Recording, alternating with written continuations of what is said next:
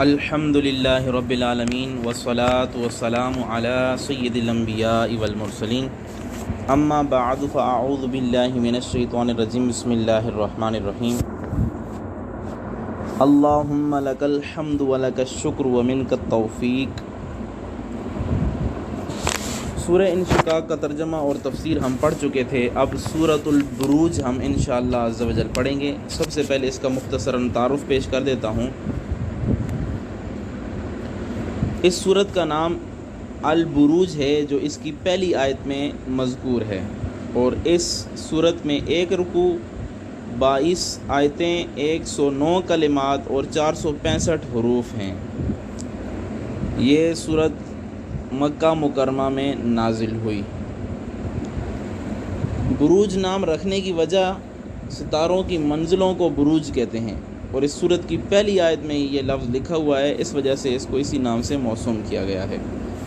اب اس سورت کے مضامین کیا ہیں؟ اس سورت کا مرکزی مضمون یہ ہے کہ اس میں سابقہ امتوں کے احوال بیان کیے گئے ہیں کہ حضور نبی کریم صلی اللہ تعالیٰ علیہ وآلہ وسلم اور ان کے اصحاب کو کفار کی طرف سے پہنچنے والی اذیتوں پر تسلی دی گئی ہے، اور اس صورت میں یہ مضامین اور بھی بیان کیے گئے ہیں۔ مثلاً اس صورت کی ابتدائی آیات میں آسمان، قیامت کے دن، جمعہ اور عرفہ کے دن کی قسمیں ذکر کر کے فرمایا گیا ہے کہ کفار قریش بھی اس طرح ملعون ہیں جس طرح بھڑکتی آگ والی کھائی والوں پر لعنت کی گئی تھی۔ دوسرا یہ کہ سابقہ امتوں جیسے اصحاب الاخدود، فرعون اور سمود کے واقعات بیان کیے گئے ہیں، اور انہی واقعات کے ضمن میں بتایا گیا کہ جنہوں نے مسلمان مردوں اور عورتوں کو آزمائش میں مبتلا کیا وہ حالت کفر میں ہی مرے گا، اور ان کے لیے جہنم کا دائمی عذاب ہوگا۔ یہ بھی بتایا گیا ہے کہ اللہ تعالیٰ جب کسی ظالم کی پکڑ فرماتا ہے تو اس کی پکڑ بہت شدید ہوتی ہے، اور وہ مردوں کو دوبارہ زندہ کرنے پر کامل قدرت رکھتا ہے، توبہ کرنے والوں کو بخشنے والا، نیک بندوں سے محبت فرمانے والا، عزت والے عرش کا مالک اور ہمیشہ جو چاہے کرنے والا ہے۔ اسی طرح اس صورت کے آخر میں بتایا گیا کہ کفار مکہ سابقہ امتوں کے انجام سے نصیحت حاصل کرنے کی بجائے نبی کریم صلی اللہ تعالیٰ علیہ وآلہ وسلم اور قرآن مجید کو جھٹلانے میں لگے ہوئے ہیں۔ قرآن کو شاعری اور کہانت کی کتاب کہتے ہیں، حالانکہ وہ تو بہت بزرگی والی کتاب ہے اور لوح محفوظ میں لکھی ہوئی کتاب ہے۔ اب سورہ انشقاق کے ساتھ اس کی مناسبت کیا ہے؟ سورہ بروج کی سورہ بروج کی اپنے سے ماقبل سورت جو ہے انشقاق، اس کے ساتھ ایک مناسبت یہ ہے کہ دونوں صورتوں کی پہلی آیت میں آسمان کا ذکر ہے۔ دوسری مناسبت یہ ہے کہ دونوں صورتوں میں نیک اعمال کرنے اور مسلمانوں کے لیے جنت کی بشارت، کافروں کے لیے جہنم کی وعید اور قرآن مجید کی عظمت بیان کی گئی۔ تیسری مناسبت یہ ہے کہ سورہ انشقاق میں بیان کیا گیا کہ حضور نبی اکرم صلی اللہ علیہ وسلم اور ان کے اصحاب کرام رضوان اللہ تعالیٰ علیہم اجمعین کے بارے میں کہ کافروں کے دلوں میں جو بغض و عناد ہے وہ سب اللہ تعالیٰ کو معلوم ہے، اور اس صورت میں بتایا گیا کہ سابقہ امتوں کے کفار کا بھی یہی طرز عمل رہا ہے۔ آگے سورت شروع کرتے ہیں ترجمہ اور تفسیر کے ساتھ۔ اعوذ باللہ من الشیطان الرجیم، بسم اللہ الرحمن الرحیم،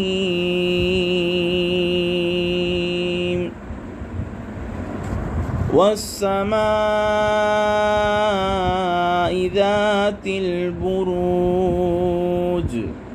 قسم ہے آسمان کی جو برجوں والا ہے، والیوم الموعود، اور اس دن کی جس کا وعدہ کیا گیا ہے، وشاہد ومشہود، اور حاضر ہونے والے دن کی اور اس کی جس کے پاس حاضر ہوں گے۔ قتل اصحاب الاخدود،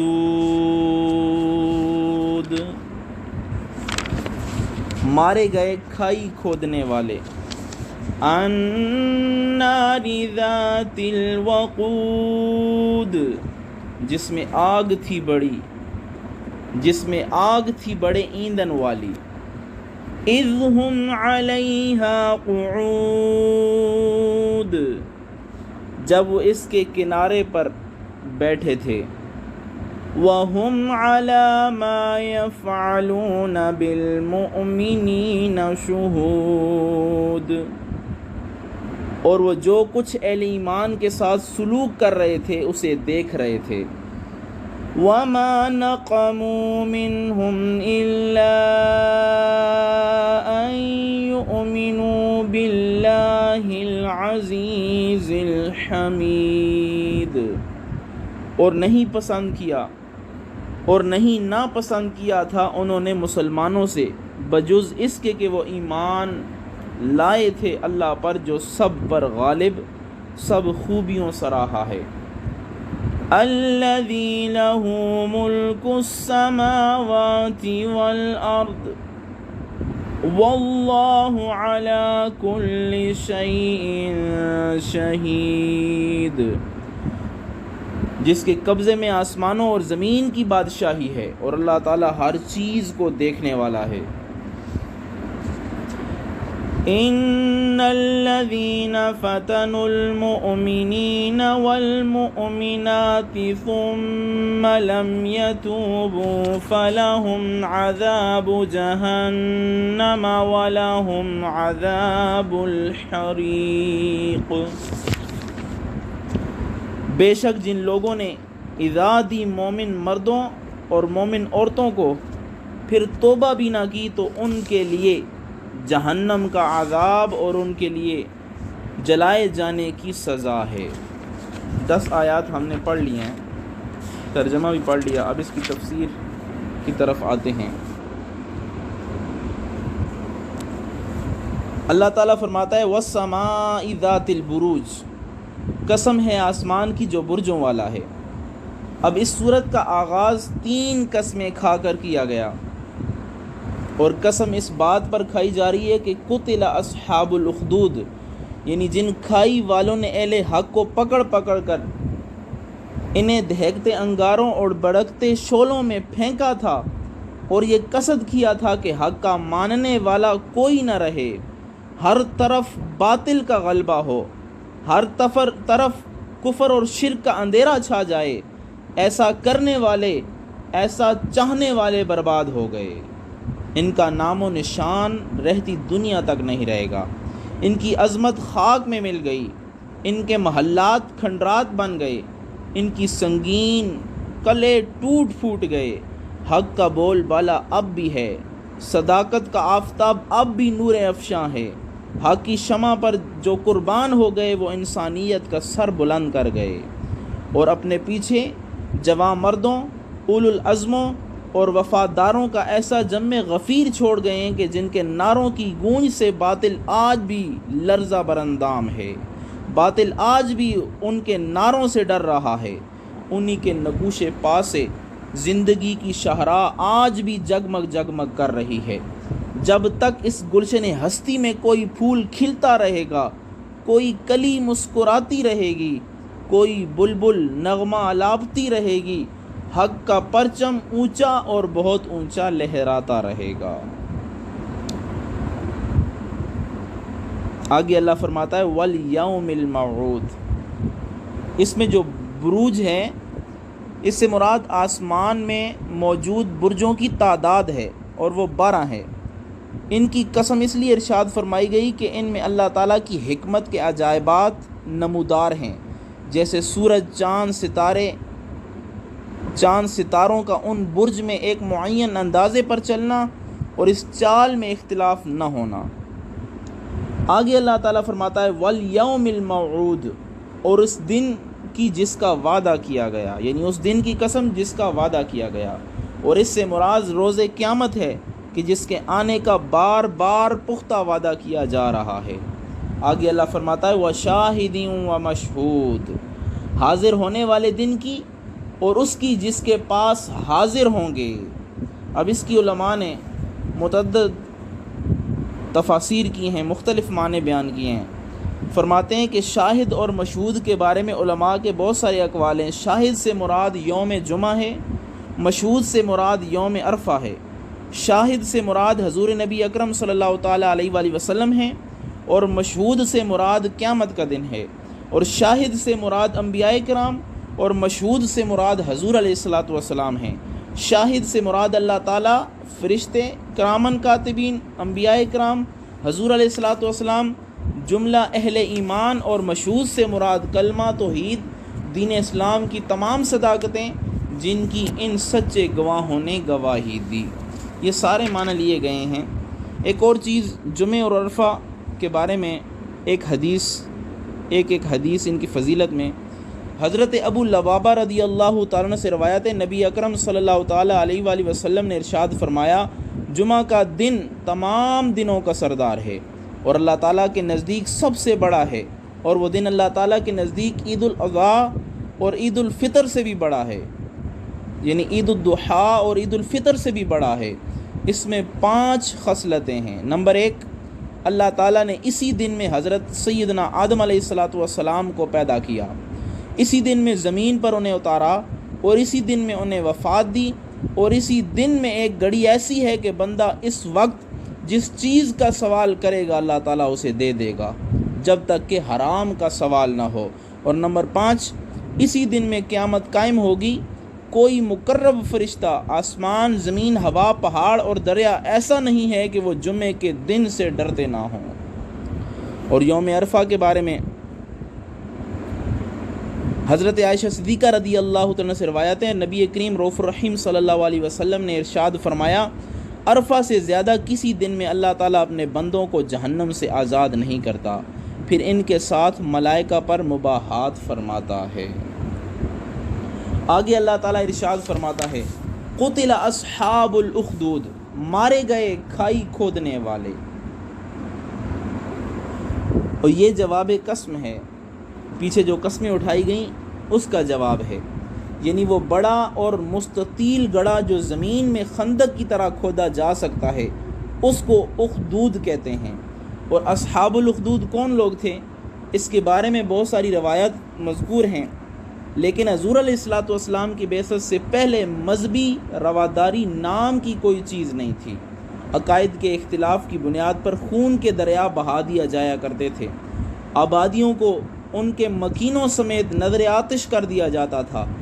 خصوصاً یہودیت و عیسائیت کی تاریخ اس قسم کی خون ریزیوں سے بری پڑی ہے، اس لیے ہر جگہ اس قسم کے واقعات وقوع پذیر ہوتے رہے ہیں۔ ان آیات میں کسی مخصوص واقعے کی طرف اشارہ نہیں ہے، بلکہ ایک خاص واقعہ ہے، اس کے بارے میں زیادہ قابل اور وثوق وہ روایت ہے جو امام مسلم نے اپنی صحیح میں درج کی ہے۔ اس کا ترجمہ آپ کے سامنے پیش کرتا ہوں۔ مروی ہے کہ پہلے زمانے میں ایک بادشاہ تھا، جب اس کا جادوگر بوڑھا ہو گیا تو اس نے بادشاہ سے کہا، میرے پاس ایک لڑکا بھیج دے جسے میں جادو سکھا دوں۔ بادشاہ نے ایک لڑکا مقرر کر دیا، وہ جادو سیکھنے لگا۔ راہ میں ایک راہب رہتا تھا، اس کے پاس بیٹھنے لگا اور اس کا کلام اس کے دل نشین ہوتا گیا، اس کا کلام اس کے دل میں اثر کرتا گیا۔ اب آتے جاتے اس نے راہب کی صحبت میں بیٹھنا مقرر کر لیا۔ ایک روز راستے میں ایک مہیب جانور ملا، بہت ایسا ہیبت دار جانور کہ جسے دیکھ کر سارے لوگ ہیبت زدہ تھے۔ اب لڑکے نے ایک پتھر ہاتھ میں لے کر یہ دعا کی کہ یا رب، اگر راہب تجھے پیارا ہے تو تو میرے اس پتھر سے اس جانور کو ہلاک کر دے۔ وہ جانور اس کے پتھر سے مر گیا۔ اس کے بعد لڑکا مستجاب الدعوات ہو گیا، یعنی اس کی دعائیں قبول ہونے لگیں، اور اس کی دعا سے کوڑے اور اندھے اچھے ہونے لگے۔ اب بادشاہ کا ایک مصاحب نابینا ہو گیا، بادشاہ کا ایک دوست نابینا ہو گیا۔ وہ آیا، لڑکے نے دعا کی، وہ اچھا ہو گیا، اللہ تعالیٰ پر ایمان لے آیا اور بادشاہ کے دربار میں پہنچا۔ اس نے کہا، تجھے کس نے اچھا کیا ہے، تجھے کس نے ٹھیک کر دیا ہے؟ کہا، مجھے میرے رب نے ٹھیک کیا ہے، مجھے میرے رب نے صحت بخشی ہے۔ بادشاہ نے کہا، میرے سوا کوئی اور بھی تیرا رب ہے؟ یہ کہہ کر اس پر سختیاں شروع کیں، یہاں تک کہ اس نے لڑکے کا پتہ بتا دیا۔ اب لڑکے پر سختیاں کیں، اس نے راہب کا پتہ بتا دیا۔ اب راہب پر سختیاں کیں اور اس نے کہا کہ اپنا دین ترک کر۔ اس نے کہا، انکار تو کیا، اس کے سر پر آرا رکھ دو، اور وہ آرا جو ہے وہ چلا کر اس کے چیر کے 2 حصے کر دو، تب بھی جو ہے یہ دین سے نہیں پھرے گا۔ پھر مصاحب کو بھی چروا دیا گیا، یعنی اس کے 2 حصے کر دیے گئے۔ پھر لڑکے کو حکم دیا کہ پہاڑ کی چوٹی سے اس کو گرا دیا جائے۔ سپاہی اس کو پہاڑ کی چوٹی پر لے جاتے ہیں۔ اس نے دعا کی، پہاڑ میں زلزلہ آیا، سب گر کے ہلاک ہو گئے، لڑکا صحیح سلامت چلا آیا۔ بادشاہ نے کہا سپاہی کو کیا ہو گیا ہے، کہاں گئے ہیں؟ کہا سب کو خدا نے ہلاک و برباد کر دیا ہے۔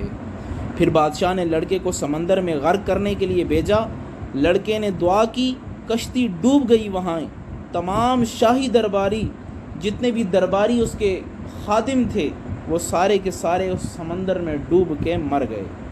اب لڑکا صحیح سلامت پھر بادشاہ کے پاس۔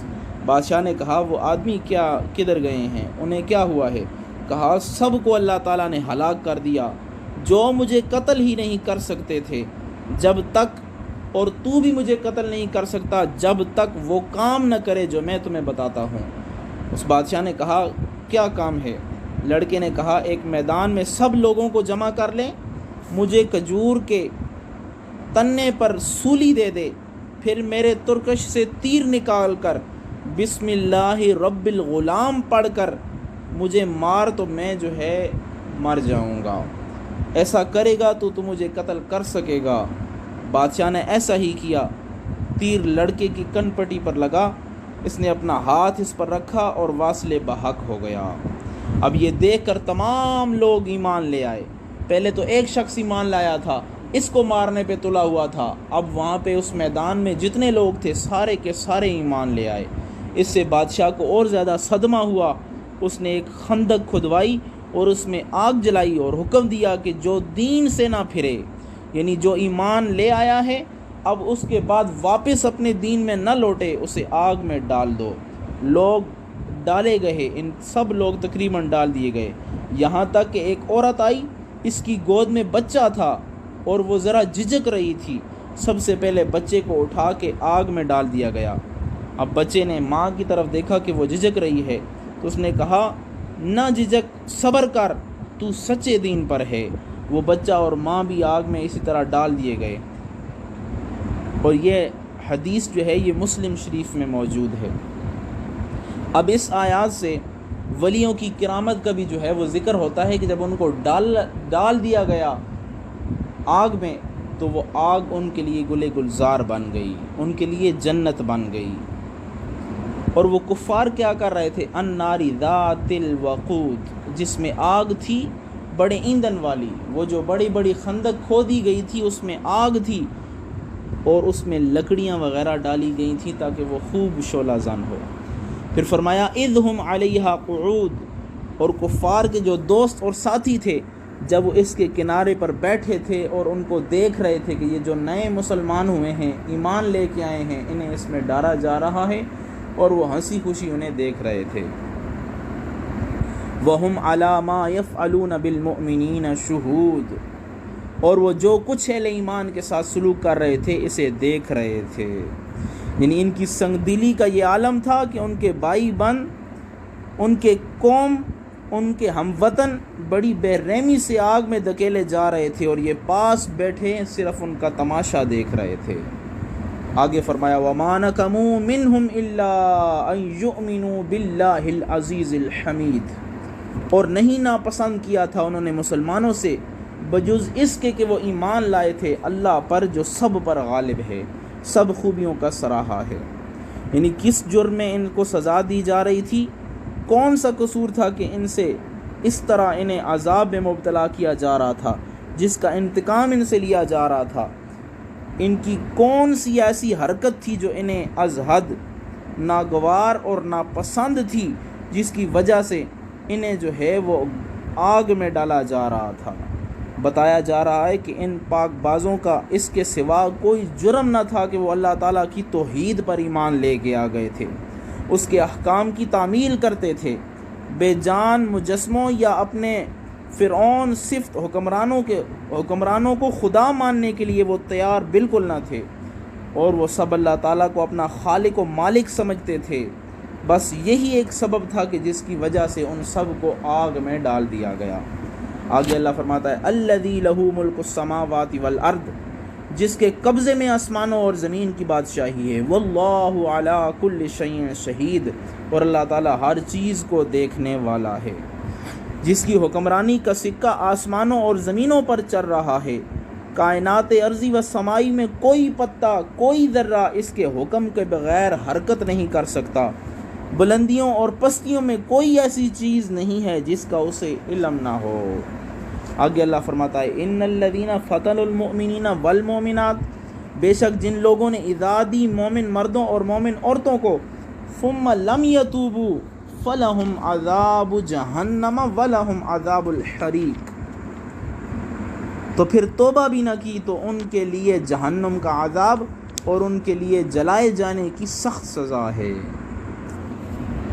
اب بتایا جا رہا ہے جو ظالم اپنی طاقت کے نشے میں اللہ تعالیٰ کے بندوں اور اللہ تعالیٰ کی بندیوں کو اذیت پہنچاتے ہیں، پھر اپنی ان غیر انسانی حرکتوں سے تائب بھی نہیں ہوتے، توبہ بھی نہیں کرتے، اور وہ یہ نہ سمجھیں کہ ان کی یہ خود سری گوارا کر لی جائے گی، ان کی ایسی حرکتیں انہیں قیامت کے دن ان کا کوئی بدلہ نہیں دیا جائے گا، قدرت کا قانون مکافات عمل ہے، ان کے معاملے میں بے اثر ہو کر رہ جائے گا۔ وہ یہ سوچتے ہیں کہ ایسا ہرگز نہ ہوگا، انہیں بتا دیا جائے انہیں دردناک سزا ملے گی، انہیں دردناک عذاب ملے گا، جلانے کا جو عذاب انہوں نے مقبولان خدا کے لیے تجویز کر رکھا ہے یا انہوں نے کیا ہے، اسی طرح کا عذاب انہیں کل قیامت کے دن دیا جائے گا۔ اب انہیں یہ ساری چیزیں بتائی جا رہی ہیں، پھر بھی وہ ہوش کے ناخن نہیں لیتے۔ اللہ تعالیٰ سے دعا ہے اللہ تعالیٰ ہم سب کو قرآن کریم پڑھنے اور اس سے عبرت حاصل کرنے کی توفیق عطا فرمائے، آمین برحمتک یا ارحم الراحمین۔